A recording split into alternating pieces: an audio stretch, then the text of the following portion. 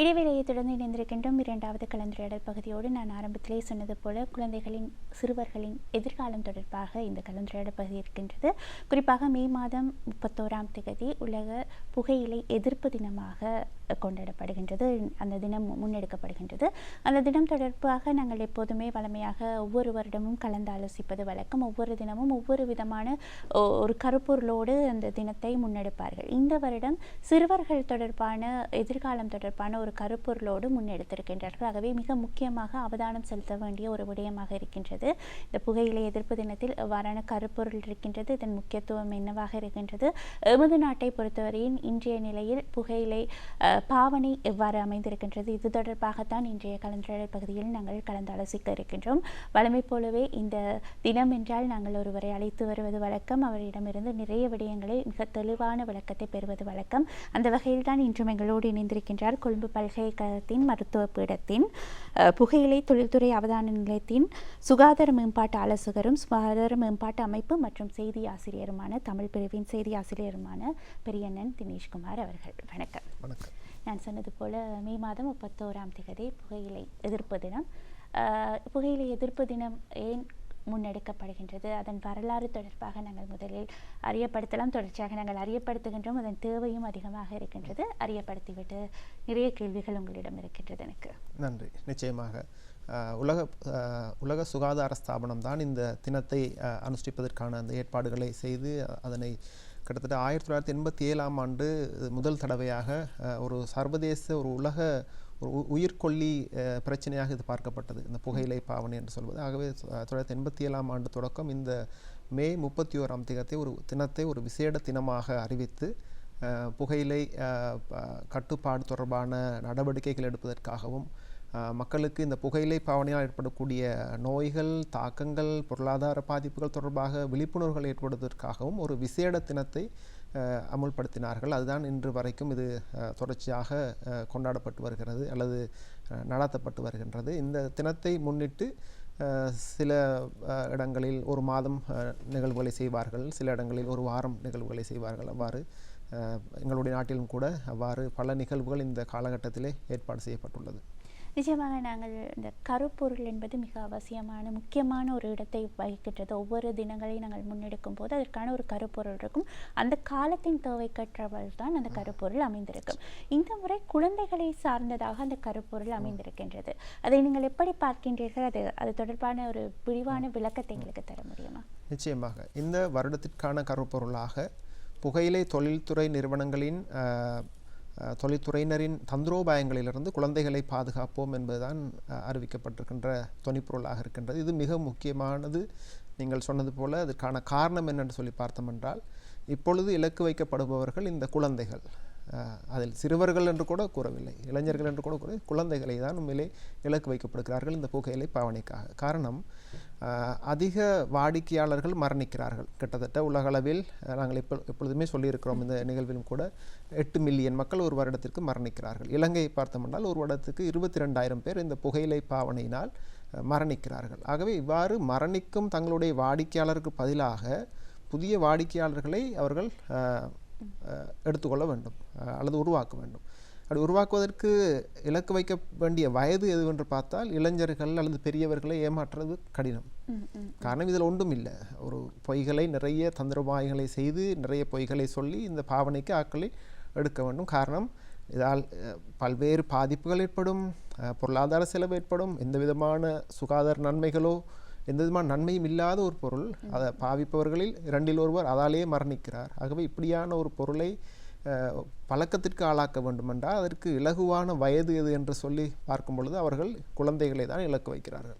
சிறு வயதில் பிள்ளைகளுக்கு இதனை ஒரு கவர்ச்சியான பொருளாக அல்லது நானும் பெரியவனாக ஆகும் பொழுது இதனை பாவிக்க வேண்டும் என்ற எண்ணத்தை தலையில் விதைத்தால் அவர்கள் பெரியவராகும் பொழுது இதனுடைய தாக்கங்கள் எல்லாம் இருந்தாலும் கூட, அது தெரிந்திருந்தாலும் கூட அதையும் தாண்டி இந்த பாவனைக்கு ஆளாகுவார்கள் என்பது அவர்களுடைய ஆய்வுகள் மூலமாக அவர்களுக்கு தெரியும். அது உண்மையும் கூட. ஏன்னா சிறுவர்களுக்கு உங்களுக்கு தெரியும், குழந்தை பருவத்தில் பிள்ளைகளுடைய தலையில் விதைக்கப்படுகின்ற அந்த விடயங்கள், அது கல்வியாக இருக்கலாம் அல்லது பிள்ளைகளுடைய நடத்தைகளாக இருக்கலாம், எதுவாக இருந்தாலும் அது பெரியவரான பிறகு அது வெளிப்படும்.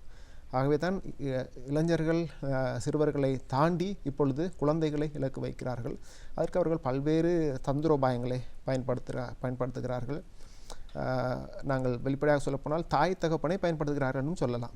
என்ற குழந்தைகளுக்கு தாய் தகப்பன் அல்லது வீட்டில் இருக்கிறவர்கள் ஊடாகத்தான் முதலாவதாக இந்த சிகரெட் அல்லது புகைப்பொருள், புகையிலை சார்ந்த ஏனைய நிறைய உற்பத்திகள் இப்பொழுது வந்து கொண்டிருக்கிறது. குழந்தைகளை சிறுவர்களை இலக்கு வைத்து இதெல்லாமே அறிமுகப்படுத்துவது உண்மையிலேயே வீட்டில் உள்ளவர்கள். வீட்டில் இருக்கின்ற தொலைபேசிகள் அப்படியான சாதனங்கள் ஊடாக அல்லது வெளியில் கூட்டி செல்லும் பொழுது அறிமுகப்படுத்துவது உண்மையிலே வீட்டில் உள்ளவர்களாகத்தான் இருக்கிறார்கள். ஆகவே பல்வேறு தந்திரோபாயங்கள், மற்றது பல வடிவங்களில் குழந்தைகள் விரும்பும் நிறங்கள், குழந்தைகள் விரும்பும் விளையாட்டு பொருட்கள், அவர்கள் விரும்பும் பிரபலமானவர்கள் நடிகர்களாக இருக்கலாம், நடிகைகளாக இருக்கலாம், அல்லது கார்ட்டூன்கள். நிறைய கார்ட்டூன் திரைப்படங்கள் இப்பொழுது வெளிவந்து கொண்டிருக்கின்றது. சர்வதேச ரீதியாக சில நாடுகளில் அவை தடை செய்யப்பட்டாலும் கூட தணிக்கை சபையினால் இலங்கை போன்ற நாடுகளில் அவ்வாறான காட்சிகள், அவ்வாறான கார்ட்டூன்கள் தொடர்ச்சியாக காட்டப்பட்டு பிள்ளைகளுக்கு, எங்களுக்கு தெரியும் சின்ன பிள்ளைகள் பார்க்குற கார்ட்டூனில் சிகரெட் சம்பந்தமான காட்சிகள் தேவையில்லாத ஒன்று. ஆனாலும் அது காட்டப்படுவதற்கான காரணம் குழந்தைகளை அதற்கு ஆளாக்க வேண்டும் என்பதற்காகத்தான். அதுக்கான சான்றுகள் எவ்வளவோ இருக்கின்றது. இந்த புகைப்பொருள் கம்பெனிகள் இதன் பின்னால் இருக்கிறார்கள் என்பதற்கான சான்றுகள். நிச்சயமாக துரதிருஷ்டவசமான விஷயம். இதை நாங்கள் தொடர்ச்சியாகவும் பேசியிருக்கின்றோம். இந்த பார்ட்டிக்கு செல்வது என்பது இப்போது வளமையாகிவிட்டது. எப்போதாவது நண்பர்களோடு அடிக்கடி இப்போது சேர்ந்து விடுகின்றார்கள். அதற்கு காரணமான அழுத்தம் என்கின்றார்கள். பெற்றோர் 2 பேரும் செல்லும் போது பிள்ளைகளை விட்டு செல்வதற்கு இடமில்லாததனால் அவர்களையும் அந்த இடத்திற்கு அழைத்து செல்கின்றார்கள். அங்கு இயல்பாக அது ஒரு சாதாரண விடயமாக, மதுபாவனையாக இருக்கலாம், புகைத்தலாக இருக்கலாம், ஒரு சாதாரண விடயமாக குழந்தைகள் மனதில் செல்வதற்கு மிக முக்கியமான ஒரு காரணமாக இருக்கின்றது. இவர்களுக்கு நாங்கள் ஒரு காலத்தில் எங்களது அப்பா அம்மா அதை மறைத்ததனால் தான் நாங்கள் பயன்படுத்த ஆரம்பித்தோம் என்று தங்களையே ஏமாற்றிக்கொண்டு தனது பிள்ளைகளை இலகுவாக அதற்கு கொண்டு செல்வதற்கான ஒரு வாய்ப்பை பெற்றோரை ஏற்படுத்தி விடுகின்றார்கள். ஒரு கட்டத்தில் அவர்களிடம் கேள்வி கூட கேட்க முடியாது, ஏன் நீ இதை பாவிக்கின்றீர்கள் என்று. நீங்கள் செய்கின்றீர்கள், நானும் செய்கின்றேன் என்று இலகுவாக பிள்ளைகள் செல்வதற்கான வாய்ப்பை பெற்றோரை ஏற்படுத்தி கொண்டிருக்கின்றார்கள். இது நிச்சயமாக ஒரு ஆரோக்கியமான விடயமாக இருக்காது. தயவு செய்து உங்கள் பிள்ளைகளை எந்தெந்த இடத்திற்கு அழைத்து செல்ல வேண்டும், அவ்வாறான விடயங்களை அவர்களுக்கு கற்றுக் கொடுக்க வேண்டும் என்பதில் கவனம் செலுத்துங்கள். இது மிகப்பெரிய ஒரு ஆபத்தான ஒரு எதிர்காலத்தை அவர்களுக்கு ஏற்படுத்திவிடும் என்பதை வருத்தத்தோடு நாங்கள் தெரிவித்துக் கொள்கின்றோம். குறிப்பாக இன்றைய நிலையில் இலங்கையின் பாவனை எப்படி இருக்கின்றது? நிச்சயமாக கடந்த அதே நேரம் நான் நீங்கள் சொன்ன விடயத்தோடு நான் சிறிய ஒரு விடயத்தை சேர்த்துவிட்டு இதுக்கு வரலாம் என்று நினைக்கின்றேன். இந்த பார்ட்டி அல்லது நிகழ்வுகளுக்கு பிள்ளைகளை எடுத்து கூட்டி செல்லும் பொழுது பெற்றோர்கள் விளங்கிக் கொள்ள வேண்டும். பிள்ளைகள் படிப்பதை விட பார்ப்பதிலிருந்து தான் கற்றுக்கொள்கிறார்கள். பாடசாலைகளிலே அல்லது பல்கலைக்கழகங்களிலே இப்பொழுதெல்லாம் முன்பள்ளியிலும் கூட இந்த புகையிலை பாவனை கூடாது, அதனால் பாதிப்புகள் ஏற்படும், நோய்கள் ஏற்படும் என்று ஏட்டிலே எழுதப்பட்டுள்ளது அல்லது ஆசிரியர் சொல்கிறார். ஆனால் அதையும் தாண்டி நீங்கள் சொன்னது போல பார்த்ததிலிருந்து பிள்ளைகள் படித்துக்கொள்வார்கள். அவர்கள் விரும்புபவர்கள் மூலமாக. ஆகவே இதில் மிகவும் அவதானமாக இருக்க வேண்டும். அடுத்ததாக உங்களுடைய கேள்விக்கு வந்தால், இலங்கையினுடைய பாவனை ஒவ்வொரு வருடமும் கூட கிட்டத்தட்ட 1987-88 ஆண்டு காலத்து தொடக்கம் ஒரு சரிவில் இருக்கின்றது. பாவனை குறைந்து கொண்டு வருகின்றது, மிகவும் வேகமாக குறைந்து கொண்டு தான் வருகின்றது. இலங்கை பொறுத்தவரையில் இப்பொழுது ஆனாலும் அதனுடைய நாங்கள் கதைக்கலாம் அதனுடைய தெளிவாக புகைப்பொருள் கம்பெனிகளுடைய லாபம் அதிகரித்து வருகின்றது. ரைட், கிட்டத்தட்ட 18 வயதுக்கு மேற்பட்ட ஆண்களை எடுத்துக்கொண்டோம் என்றால் 18% இப்பொழுது இலங்கையில் புகைப்பதாக ஆய்வுகள் குறிப்பிடுகின்றது. இது கடந்த 10 வருடங்கள் எடுத்துக்கொண்டால் பார்க்கும் பொழுது மிகவும் ஒரு சரிவை ஏற்படுத்தியுள்ளது. பாவனையில் அதிகமானவர்கள் இப்பொழுது புகைப்பதில்லை உண்மையை சொன்னார். காரணம், அவர்களுக்கு இதனுடைய தாக்கங்கள், இதனுடைய பிரச்சனைகள் தெரியும். அதே நேரம் இலங்கையிலும் கூட இது தொடர்பாக செயற்படுபவர்கள், இலங்கை எந்த அரசாங்கங்களாக இருந்தாலும் கூட அல்லது விசேடமாக சுகாதாரத்துறையில் இந்த களமட்டத்திலே வேலை செய்கின்ற பொது சுகாதார உத்தியோகத்தர்கள் தொடக்கம் அவர்களுடைய இந்த தொடர்ச்சியான முயற்சி காரணமாக இந்த பாவனை மிக வேகமாக குறைந்து வருகின்றது. அதே நேரம் அதில்தான் உண்மையிலே சிக்கலும் இருக்கின்றது. குறைய கம்பெனிகள் சும்மா இருக்காது, ஏன்னா அது ஒரு வியாபாரம். ஆகவே அவருடைய வியாபாரத்தை தக்க வைப்பதற்காக அது சார்ந்த ஏனைய உற்பத்திகள், சில பேர்களை சொல்வது பொருத்தம் இருக்காது, ஆனால் சில மின்னணு சாதனங்கள் மூலமாக வேறு வகையான சிகரெட்டுகள் அல்லது வேறு சுவையூட்டப்பட்ட சிகரெட்டுகள், வர்ணமூட்டப்பட்டவை மாதிரியானவற்றை அறிமுகப்படுத்தி வருகிறார்கள். இலங்கையில் 2006ஆம் ஆண்டு தேசிய புகையிலை மற்றும் மதுசாரம் மீதான அதிகார சபை சட்டம் என்று உருவாக்கப்பட்டதன் காரணமாக பல அவர்களுடைய அந்த பொருட்களை இலங்கையில் விற்பனை செய்யவோ விளம்பரப்படுத்தவோ பாவிக்கவோ தடை இருக்கின்றது. ஆகவே நாங்கள் இந்த வெள்ளம் வாரத்துக்கு முன்னாலே அணை கட்டுற மாதிரி ஒரு தடை ஏற்படுத்தி வைத்திருந்தார்கள் அந்த காலத்தில். இல்லையென்றால் இன்னும் சீரழிவை நாங்கள் பார்த்திருக்கலாம். ஏனைய நாடுகளில் அந்த பாவனைகள் இப்பொழுது வேகமாக பரவி வருகிறது. சிகரெட்டை தவிர்த்து அது சார்ந்த ஏனைய புகையிலை பாவனையை பாவித்து வருகிறார்கள். இலங்கையில் மற்றது பொருளாதார ரீதியாக எடுத்துக்கொண்டோம் என்றால் ஒரு நாளைக்கு கிட்டத்தட்ட ஒரு நாளைக்கு புகையிலை கம்பெனி லாபமாக இலங்கை புகையிலை கம்பெனி 56 கோடி ரூபாவை பெறுகிறார்கள். 56 கோடி ரூபாவை பெறுகிறார்கள். கிட்டத்தட்ட நாங்கள் வேறு வகையில் சொன்னால் 2016ஆம் ஆண்டு ஒரு தகவல் கூறுகின்றது, அந்த வருடத்தில் 214 பில்லியன் ரூபாய் புகையிலை காரணமாக இலங்கை இழந்த பணம், அல்லது வேறு வகையில் சொன்னால் புகையிலை கம்பெனிகள் சம்பாதித்தது அல்லது சுகாதார தேவைக்காக இலங்கை அரசாங்கம் செலவழித்த பணம் எல்லாத்தையும் எடுத்து பார்க்கும் பொழுது 214 பில்லியன் ரூபாவை செலவிடுகிறார்கள். இந்த செலவை நாங்கள் வேறு வகையில் பார்த்தால் இப்பொழுது எங்களுக்கு இங்கே வெளியில் போனாலே விளங்கும் இந்த தாமரை கோபுரம், 16 தாமரை கோபுரங்களை கட்டியிருக்கலாம் அந்த பணத்தில் 214 பில்லியன்களை மிச்சப்படுத்தியிருந்தால். அதே நேரம் தெற்கு அதிவேக நெடுஞ்சாலை போல 2 தெற்கு அதிவேக நெடுஞ்சாலைகளை நாங்கள் கட்டியிருக்கலாம். அந்த அளவு ஒரு பணம் இந்த புகையிலை பாவனையின் காரணமாக இலங்கை அரசாங்கத்துக்கு இழப்பாக இருக்கின்றது. ஆகவே பொருளாதார ரீதியாகவும் சரி, சுகாதார ரீதியாகவும் சரி, சமூக ரீதியாகவும் சரி, இது ஒரு பாரிய தாக்கத்தை ஏற்படுத்தி கொண்டு வருகின்றது. பாவனை வேகமாக குறைந்து வந்தாலும் கூட இன்னும் பாவிப்பவர்கள் இருக்கிறார்கள். அதே நேரம் இப்போ விலையேற்றம் காரணமாக 160 ரூபாய் இப்பொழுது ஒரு சிகரெட். ஆகவே ஒருவர் ஒரு நாளைக்கு புகைப்பவர் ஒரு நாளைக்கு ஒரு 3 சிகரெட் புகைப்பவர் என்றாலும் கிட்டத்தட்ட 480 ரூபாய், ஒரு மாதத்துக்கு கிட்டத்தட்ட 15,000 ரூபாய் அதற்காக செலவழிப்பவர்கள் இருக்கிறார்கள். சாதாரணமாக புகைப்பவர் என்றால் சிலர் இருக்கிறார்கள் ஒரு நாளைக்கு ஒரு பக்கெட் கூட புகைப்பவர்கள். நிச்சயமாக இதை பற்றி பேசும்போது மிக ஆழமாக சிந்திக்கும் போது எவ்வளவு பாரதூரமான விளைவுகளை ஏற்படுத்தக்கூடியது என்று தோன்றுகின்றது. குறிப்பாக நீங்கள் சொன்னது போல இளைஞர்கள் சிறுவர்களை விட்டு இப்போது குழந்தைகளை இலக்கு வைக்கின்றார்கள் என்று சொல்கின்றீர்கள். ஆகவே மிகப்பெரிய ஒரு பொறுப்பு நமக்கு இருக்கின்றது, இவர்களை பாதுகாக்க வேண்டிய பொறுப்பு.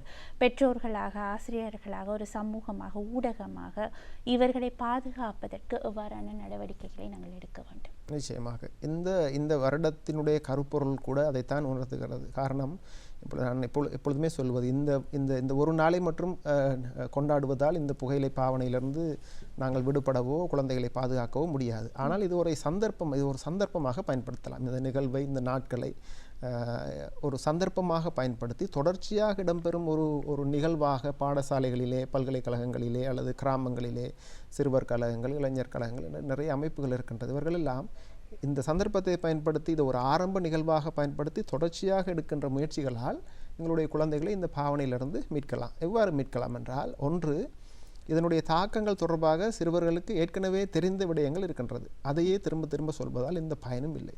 சில தெரியாத விடயங்கள் இருக்கலாம், அல்லது ஒரு மாற்றத்தை நோக்கி கொண்டு செல்லும் ஒரு தாக்கங்கள் இருக்கலாம். அதை தொடர்ச்சியாக இளைஞர்கள் மத்தியில், சிறுவர்கள் மத்தியில், குழந்தைகள் மத்தியில் கதைக்க வேண்டும். புகையிலை பாவனையினால் புற்றுநோய் ஏற்படும் என்பது அது புகையிலை கம்பெனியே அதை சொல்லுது. அதை குடிக்கவருக்கும் தெரியும், பேக்கெட்டை பார்த்தாலே தெரியும். ஆனால் அவர்கள் சொல்லாத சில விடயங்கள் இருக்கின்றது. அவற்றை நாங்கள் வெளிப்படையாக சொல்ல பழக்க வேண்டும்.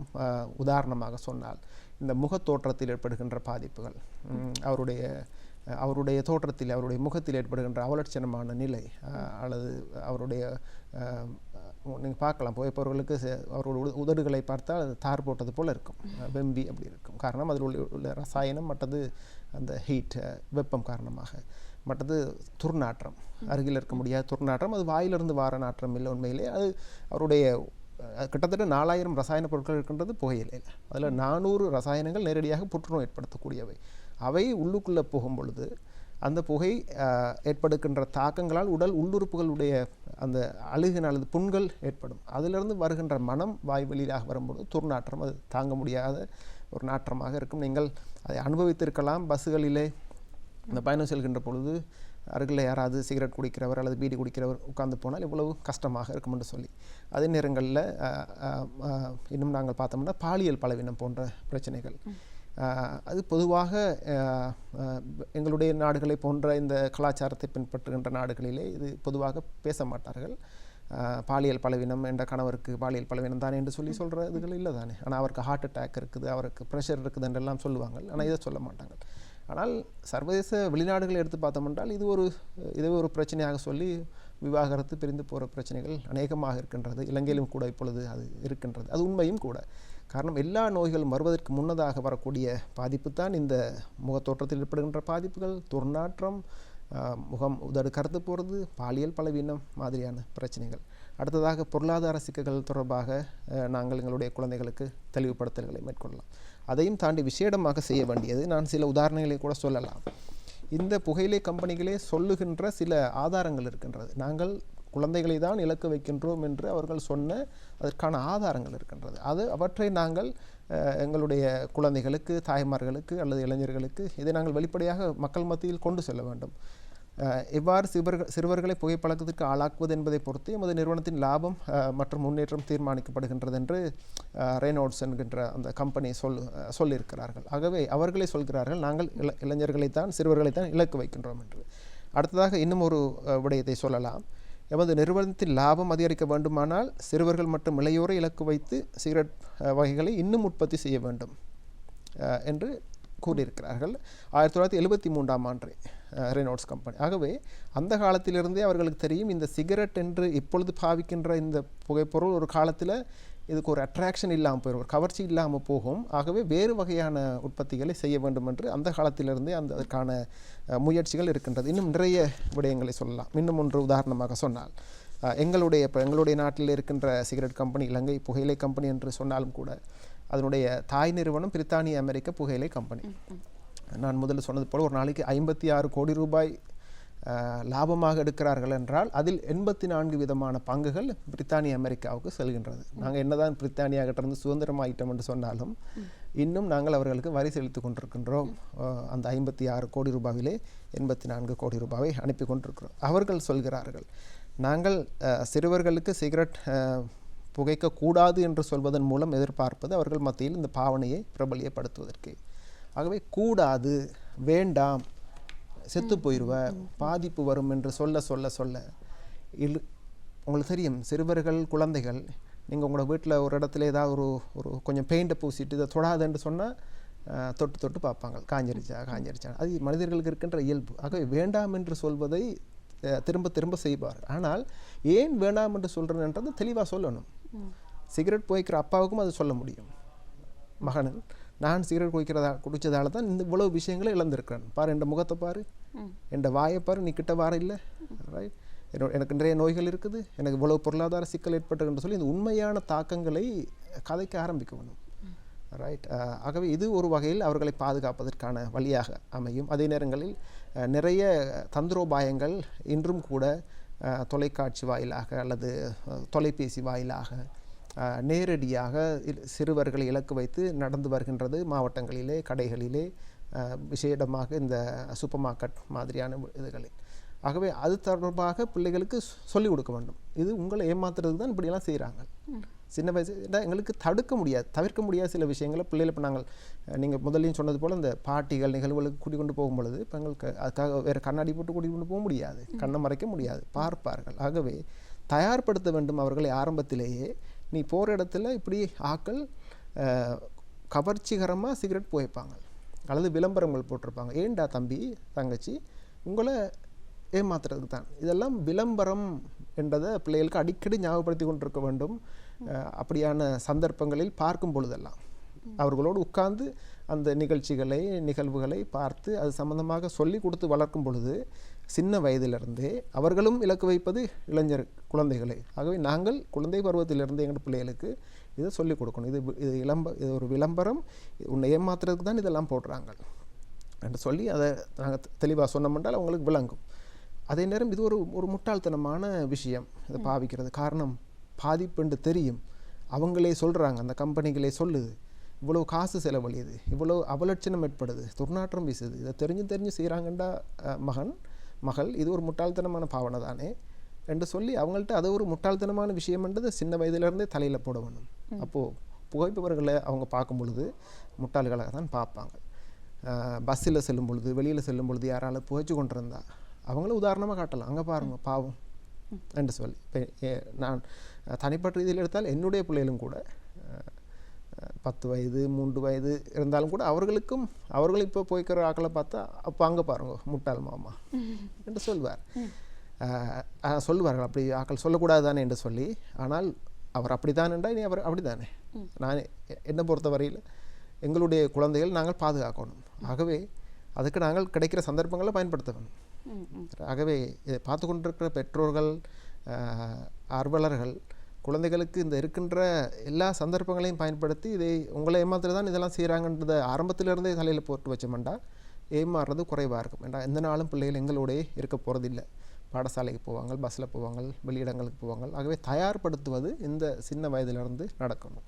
நீங்கள் சொன்னது போல யாருமே இந்த முட்டாளாக இருப்பதற்கு விரும்புவதில்லை, அடிமையாக இருப்பதற்கு விரும்புவதில்லை. பிள்ளைகளுக்கு இது ஏதோ ஒரு வகையில் உன்னை அடிமைப்படுத்துகின்றது, உன்னை முட்டாளாக்கிவிடும் என்பதை உணர்த்துவோமாக இருந்தாலே நான் புத்திசாலியாக இருக்க வேண்டும் என்பது தான் ஒவ்வொரு குழந்தையின் எதிர்பார்ப்பாக இருக்கும். எனக்கு எல்லா விடயமும் தெரியும், நான் எல்லா விடயத்தையும் சமாளிப்பேன் என்ற அந்த எண்ணத்தை உருவாக்க வேண்டுமாக இருந்தால் இதை முட்டாள்தனம் என்று சொல்லி வளர்க்கும் போது நிச்சயமாக அவர்கள் அதை கையாள மாட்டார்கள். குறிப்பாக இன்றைய காலகட்டத்தில் இளைஞர்களும் கூட இந்த வெல்னஸ் என்ற ஒரு விஷயத்தை, உடல் உள்ள ஆரோக்கியம் தொடர்பாக அதுவும் ஒரு வகையில் அடிமையாகி கொண்டிருக்கின்றார்கள் என்று கூட சொல்லலாம். ஆனால் அதுதான் ஒரு வகையில் இந்த தீய பழக்கங்களில் இருந்தவர்களை பாதுகாப்பதற்கான ஒரு வாய்ப்பாக இருக்கின்றது என்று நான் நம்புகின்றேன். அரசாங்கம் இவ்வாறான நடவடிக்கைகளில் இந்த காலப்பகுதியில் எப்போது என்னென்ன விடயங்கள் நடக்கின்றது என்று சொல்ல முடியுமா? நிச்சயமாக.